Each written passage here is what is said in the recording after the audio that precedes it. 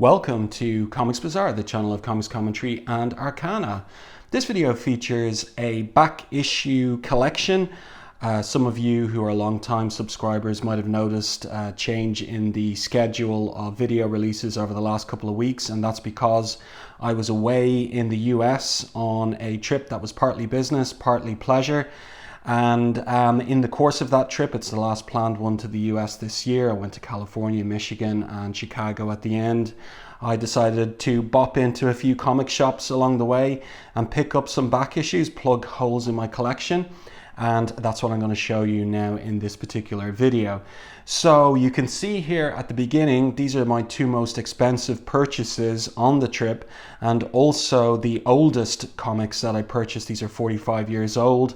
We've got Uncanny X-Men 127 there on the left, and the subsequent issue 128 on the right. Both of these comics came out in 1979. I really love this cover by John Byrne here. I like the use of magenta there in the background. This was a two-part story featuring the X-Men up against Moira MacTaggart's son, Proteus, the super uber Omega level powerful mutant. And yeah, really happy to have these two issues in the collection. You can see that they're newsstand issues originally with the barcode there in the corner box in the bottom left-hand corner of these. So the first cover by Byrne, second cover by George Perez, inked by Austin. My favorite of these two is the Byrne cover.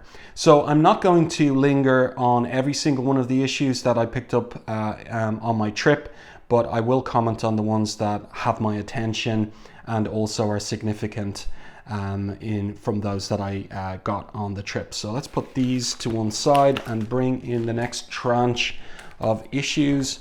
So here we have still from the John Byrne run. Just make sure that's nice and centered as possible on video there for you.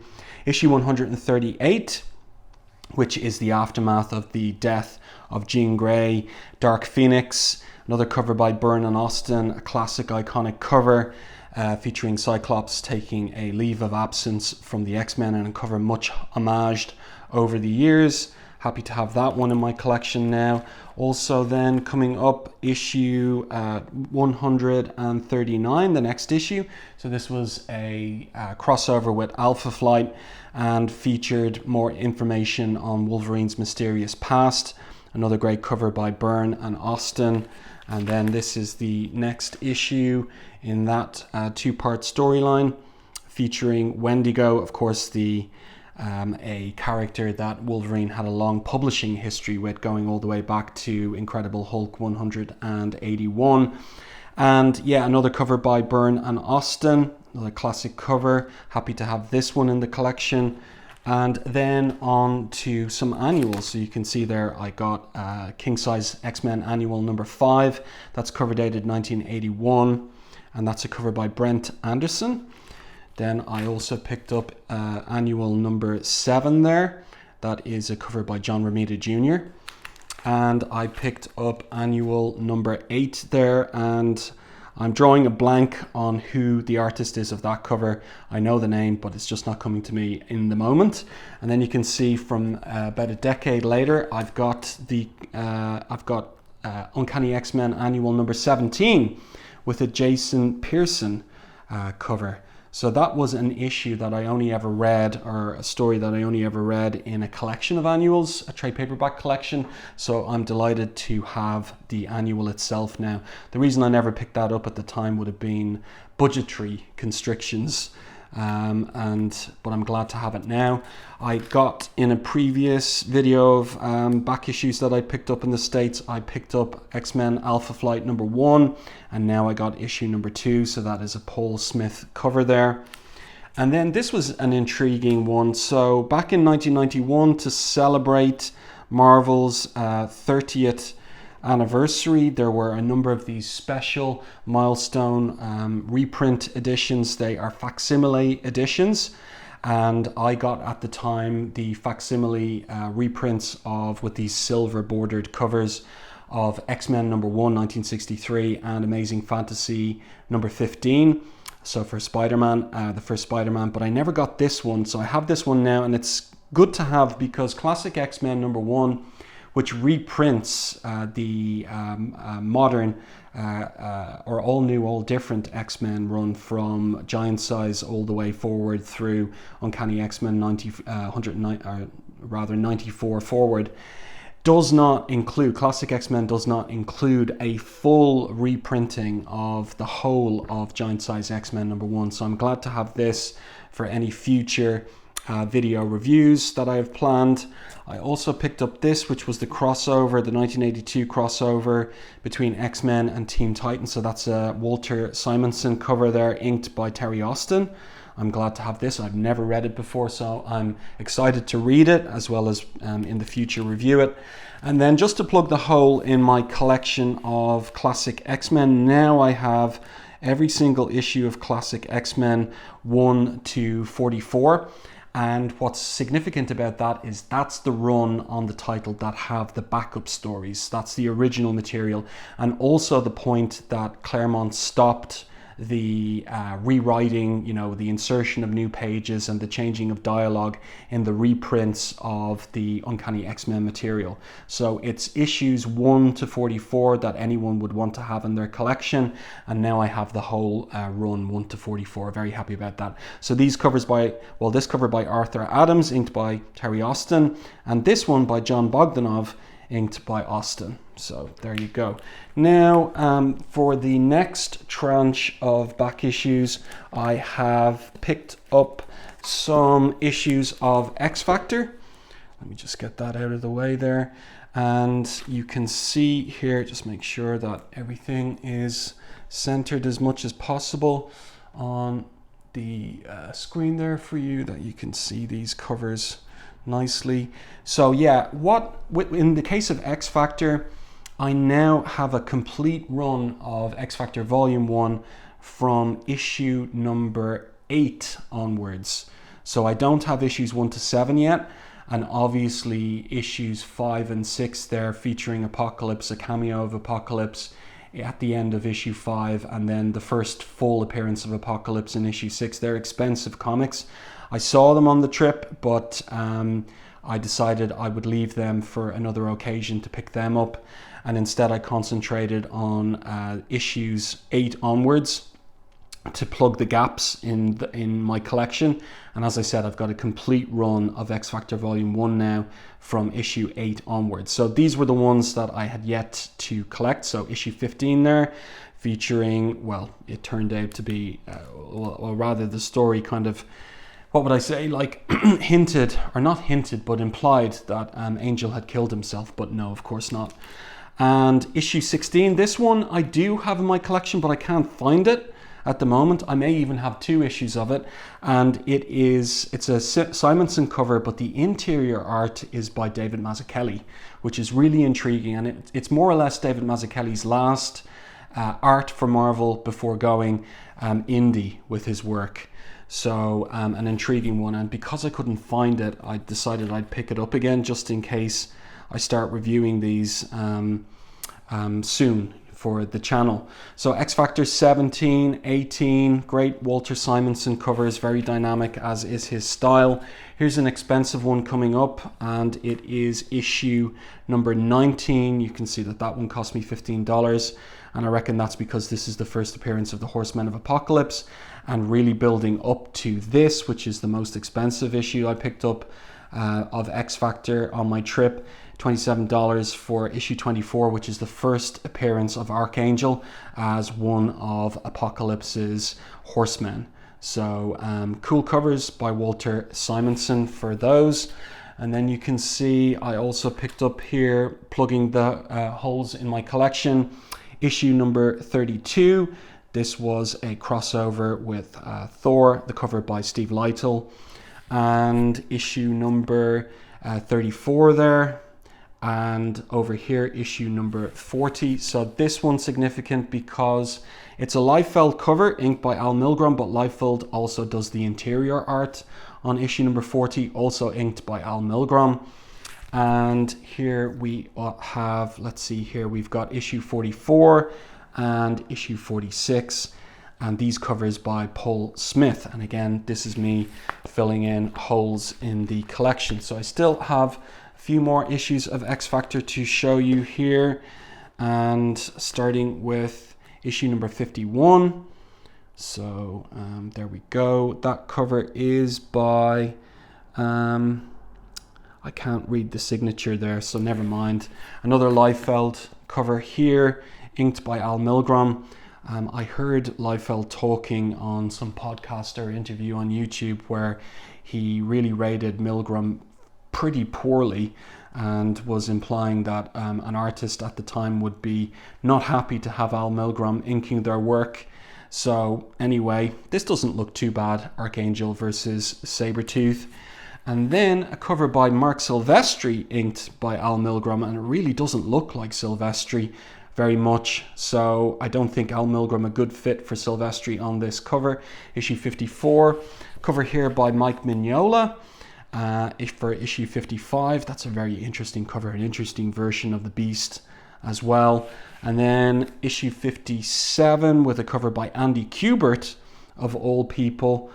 Doesn't look at all like his style, as it would come to coalesce in subsequent years.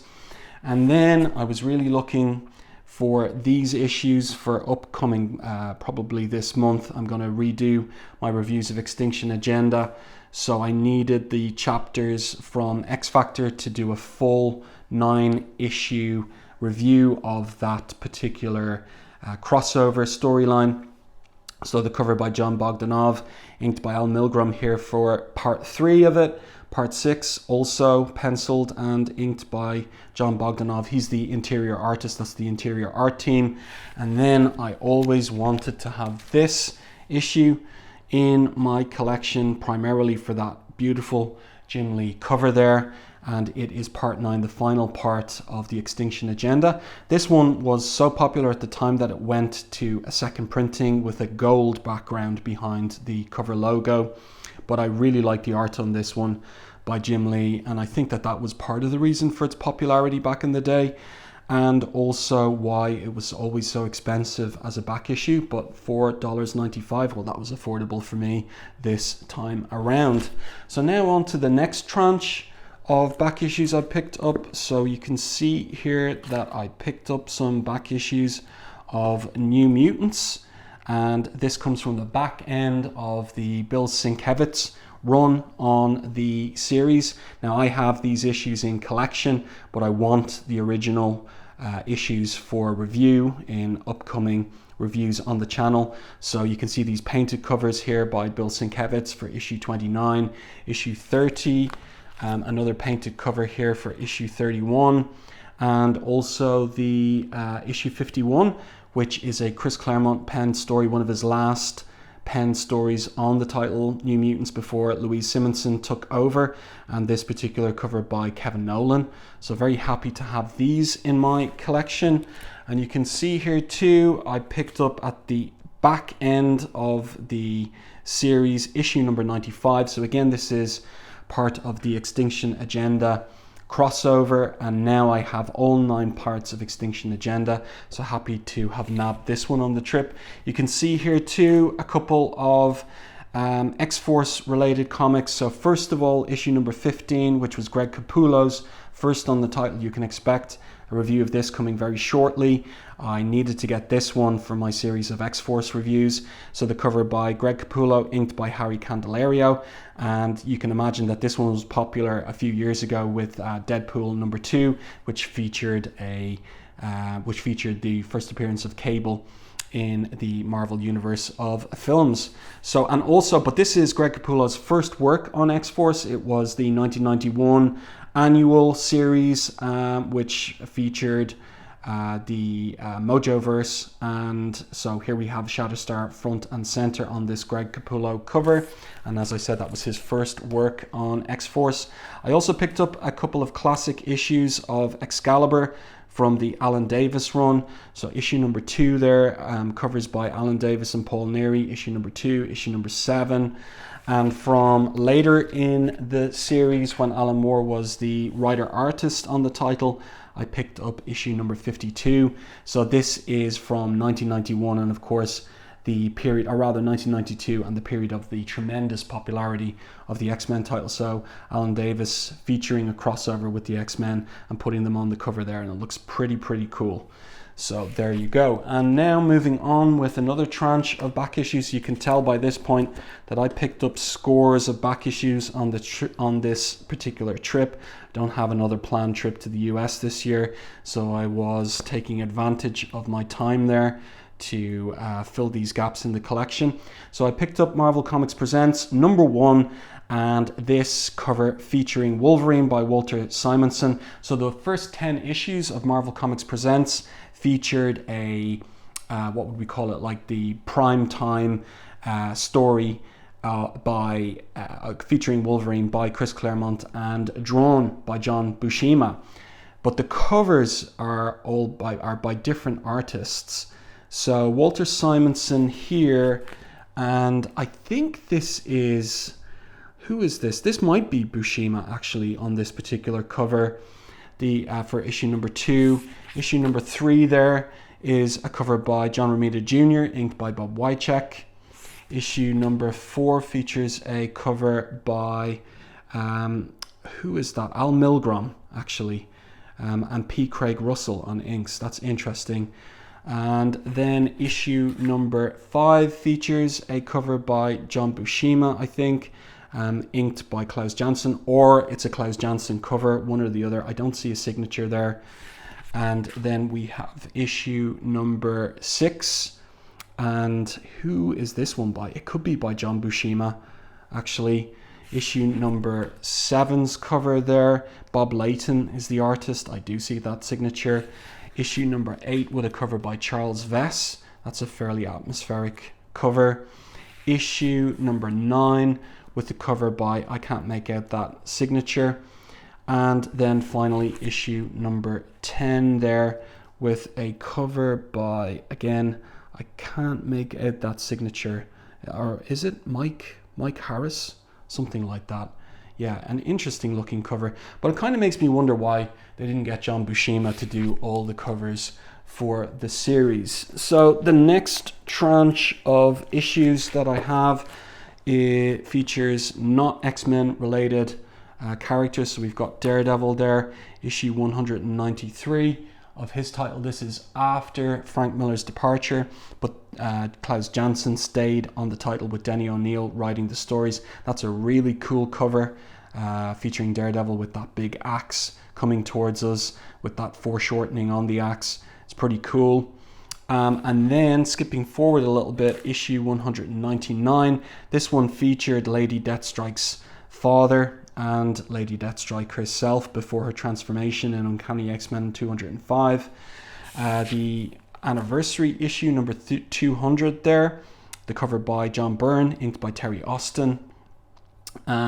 When John Byrne was in a much looser phase of his art, while he was working on Fantastic Four. You can see that not as tight as those original Uncanny X-Men covers I showed you at the beginning.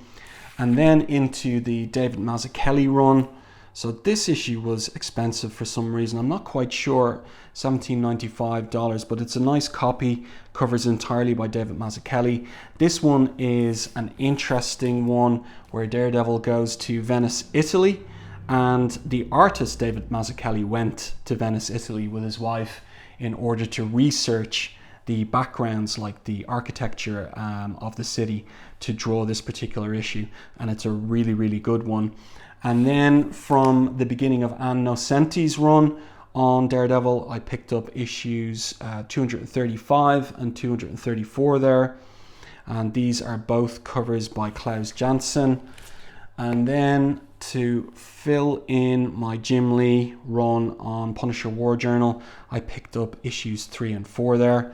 So this particular cover laid out by Carl Potts, penciled by Lee, but this cover here, I think this one is entirely penciled. Well, it's penciled by Jim Lee, but I don't know if it's inked by him or someone else. I'd have to look that up.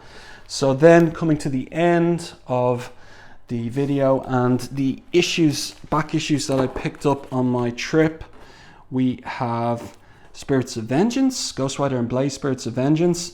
So this is a title that came out while the Danny Ketch Ghost Rider was incredibly popular and Marvel was expanding the line of books, and so they got Adam Kubert to do this new series, to pencil it. So we've got an Adam Kubert cover here, looks pretty cool, featuring Ghost Rider and Johnny Blaze. And this is a very nice designy cover by him on issue number 3, issue number 4 as well. All covers by Adam Kubert. And then we can see him here again, whoops, on issues 7 and 8. But inked here by his father, Joe Kubert. So that's very cool. I really like this cover. It's super dynamic, very, very interesting. And then at the end, because I'm a Transformers fan, I picked up issue 56, which is the first issue written by Simon Furman, the Marvel UK writer. So he came over to take over from Bob Budiansky on the title. And yeah, so very happy to have his first issue of the title as a back issue. And then finally, and you might be wondering at this one, Web of Spider-Man number 20. So I've decided I'm going to try and get all of Marvel's 25th anniversary covers, because they all have this banner on the side and bordering the cover image. The banner is drawn by John Romita, Sr. that is, and usually for these covers you get a single character face shot or kind of bust, and yeah, very happy to have this one. This is very eye-catching one from Web of Spider-Man number 20. So there you go. I do hope that you enjoyed this whistle-stop tour of my few score back issues that I picked up on my US trip. This is probably the last one of these trips for the foreseeable future. Let me know what you think of these issues. Do they bring back any memories to you in the comments section to this video? And if you haven't done so already, please subscribe to the channel and stay tuned for more content like this, as well as my normal comics reviews.